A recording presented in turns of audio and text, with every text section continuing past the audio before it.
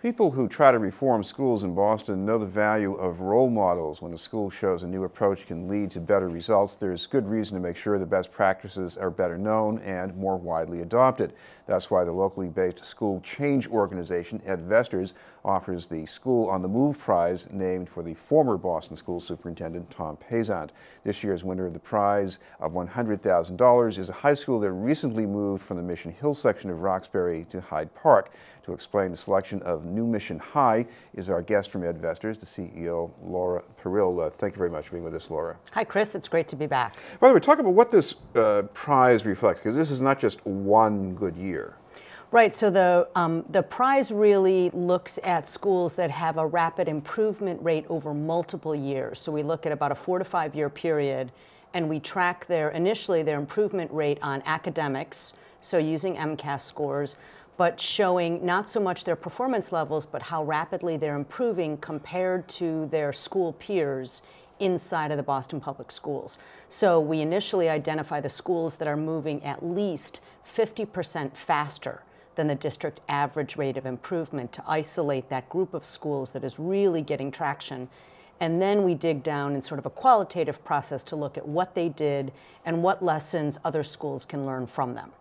Now, is this a school that has a particularly unusual curriculum, or are we just talking about practices, what teachers do in the classroom, what they do working with each other, maybe?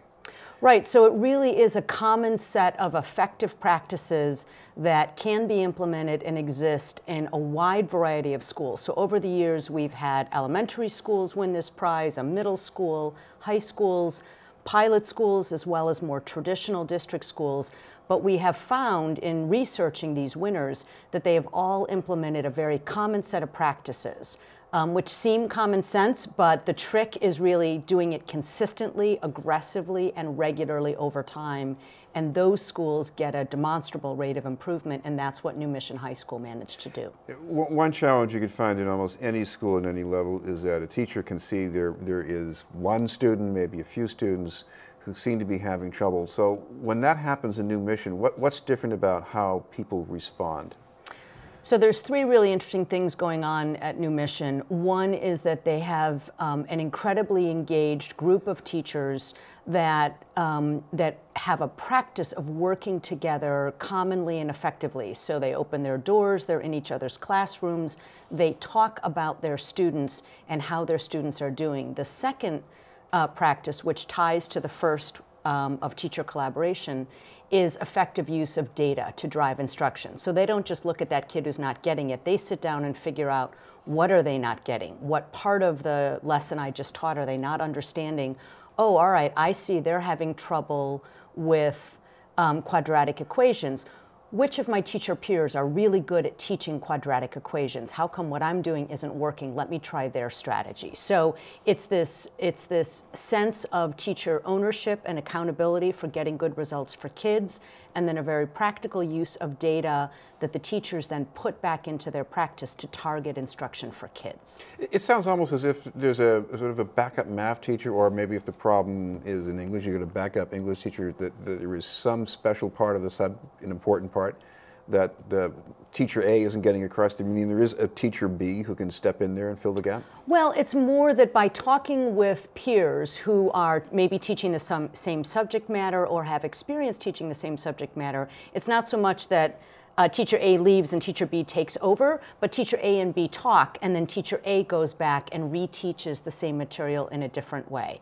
But it can also mean pulling kids out into smaller groups, and using the adults in the building differently to make sure that every kid gets what they need when they need it. So the kid who's struggling with quadratic equations might be great at writing essays. And so it's really about the adults constantly using data to figure out who's struggling or who's excelling, and then matching their instruction to meet the needs of those kids. So it sort of shifts on their head the notion of adults deliver content to kids to adults figure out how to retool their strategies to help kids get to equally rigorous content. The other thing that New Mission has done is set very high expectations for their students. So lots of them are taking honors classes and AP classes in high school, even though they didn't necessarily enter high school tracked to be the AP kid. But they do it in a way where they offer lots of support, whether that's tutoring or after school time for the kids, to make sure that every kid can access that sort of rigorous content. Does that have an effect on their other subjects? Because you might have a student who might be really struggling with a more advanced form of a given subject, but maybe it can motivate that student too. Yes, so when, I think the challenge with kids is that you don't want any student to get the sense that they can't do something or that they're not the smart kid.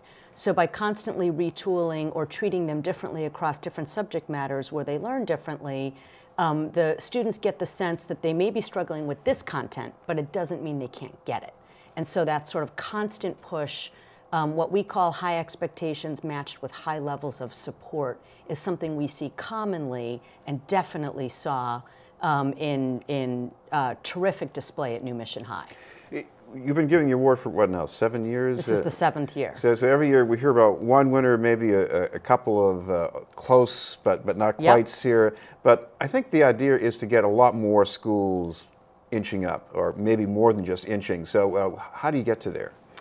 So you mentioned the idea of role models, so it isn't just sort of holding up the role model, but also really mining what they did and then figuring out how to get other schools to do the same thing. So one of the things EdVestors has been doing beyond the prize is we've really extracted the 5 common effective practices of improving schools, and we've recently picked 3 very low-performing schools, and we are going to be partnering with them over a multi-year basis to see if we can kickstart in those schools the rapid improvement process that this one group of schools managed to get to on their own.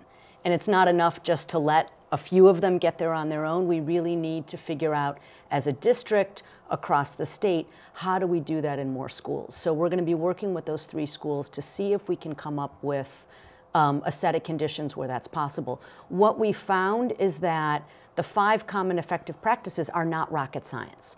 The rocket science is implementing it consistently on a daily basis over time, especially when you're trying to run a school, right? You're trying to get 400 kids off a bus and into classrooms and into the right subject and lunch and back to their parents at the end of the day.